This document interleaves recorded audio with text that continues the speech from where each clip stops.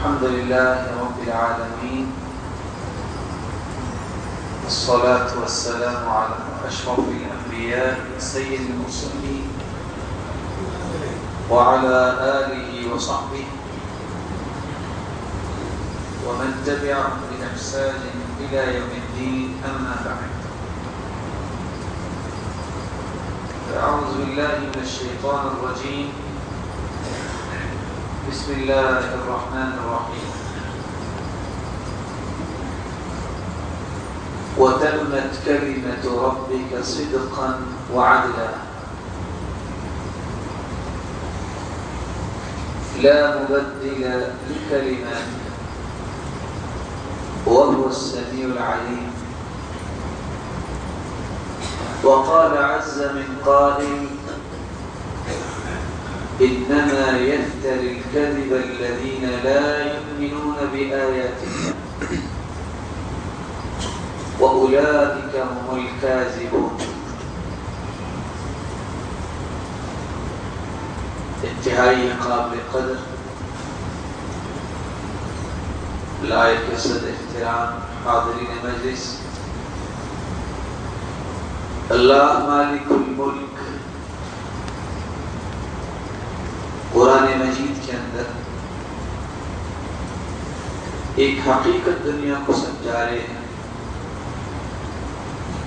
وَتَمَّتْ كَلِمَةُ رَبِّكَ صِدْقًا وَعَدْلًا. کائنات میں سب سے صداقت اور عدالت والی بات اللہ کی بات ہے، جس کو قرآن مجید کہتے ہیں. ساری دنیا اکٹھی بھی ہو جائے،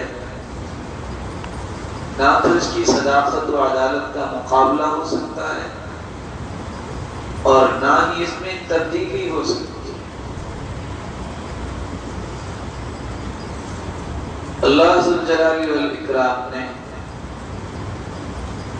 کائنات کو پیدا کرنے کے بعد اسی صداقت و عدالت کو اپنی مخلوق کے ہر فرد تک پہنچانے کے لیے ایسی ہستیوں کا چناؤ کیا جن کی زبان پر بھی صداقت تھی، جن کے عمل میں بھی عدالت تھی.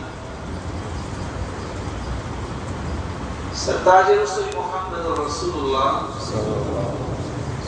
صلی اللہ علیہ وآلہ وسلم، جن کو بعثت سے پہلے بھی لوگ صادق و امین کہتے تھے، اور اتفاق بھی ایسا ہوا کہ آپ صلی اللہ علیہ وآلہ وسلم کو کہنا پڑا کہ آج میں اللہ کی طرف دعوت دے رہا ہوں، تم جھٹلا رہے ہو. اتنا تو بتاؤ کبھی میں نے جھوٹ بولا؟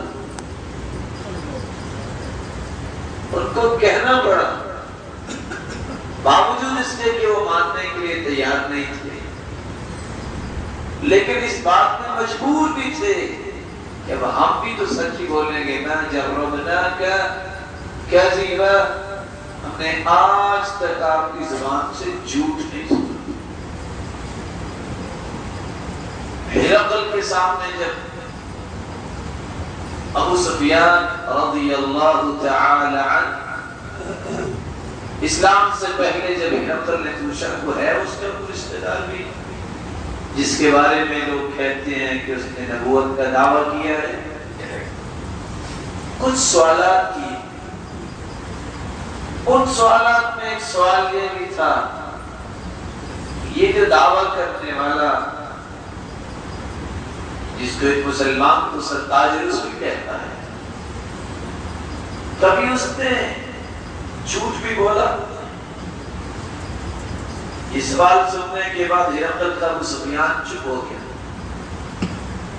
اور بعد میں اظہار کرتا ہے میرا جی تو چاہا میں کہہ دوں کہ جھوٹ بولا ہے، لیکن میری زبان میں طاقت ہی نہیں آئی، مجھے کہنا پڑا نہیں جھوٹ کبھی نہیں بولا. اور میں اس ڈر سے رکا بھی کہ کہوں، لیکن مجھے ڈر تھا کہ میں نے اگر کہہ دیا تو میرے ارد گرد میرے ساتھی بیٹھے ہوئے کہیں بول کے نہ کہہ دیں ابو سفیان تم جھوٹ بول رہے ہو. آپ صلی اللہ علیہ وآلہ وسلم اس لیے اپنے صحابہ کی تربیت صداقت کی، عدالت میں کی. بلال رضی اللہ تعالی عنہ تھے تو غلام. یہ الگ بات ہے کہ آج اس جیسا کوئی آزاد بھی نہیں. یہ تو کالے رنگ کے، آج سفید رنگ والا بھی اس کے ایمان کو نہیں پہنچ سکتا. پہنتے تو ایسی جوتی تھے. آپ تھوڑا سا اس ماحول کی طرف جائیے، ایک ایک کپڑے پہ گزارا کرنے والے وہ صحابہ کرام جوتی کون سے اسٹارلٹ کی پہنتے ہوتے، لیکن جیسی بھی پہنتے ایمانی کیفیت ایسی تھی کہ چلتے مدینے کی گلیوں میں تھے اور ان کے قدموں کی آہٹ جنت میں سنائی دے. آپ صلی اللہ علیہ وآلہ وسلم نے ہم سے پوچھا کون سا عمل ایسا ہے جس کے متعلق آپ سمجھتے ہیں کہ بڑی امید والا عمل ہے. ایک عمل تو صحیح بخاری میں موجود ہے کہ بلال حبشی رضی اللہ تعالی عنہ نے فرمایا میں جب بھی وضو کرتا ہوں 2 رکعت نماز پڑھ لیتا ہوں. ایک دوسرا عمل بھی ہے، وہ کہا کرتے تھے جب ایک بندے نے کہہ دیا نا کہ آپ تو بڑے سچے ہو، پھر اتنی آزمائشیں کیسے آ گئی؟ کہا تم بھی تو برتن خریدتے وقت چیک کرتے ہو نا یہ برتن کچا ہے یا پکا ہوا ہے. اللہ نے تو چیک کیا ہے کہ برتن کام دے گا کہ نہیں دے گا اسلام کو. اللہ تعالیٰ نے مجھے کامیاب کر دیا. میں آپ کو ایک بات کہہ دوں، یہ ساری کی ساری اللہ سبحانہ و تعالیٰ نے جو برکتیں دی ہیں اپنی رحمت سے دی ہیں. لیکن ایک بات یہ ہے ما کذبت منذ اسلمت، جب سے مسلمان ہوا ہوں آج تک ایک بھی جھوٹ نہیں بولا. وہ عبداللہ بن سلام رضی اللہ تعالی عنہ جو تشریف لائے مدینہ میں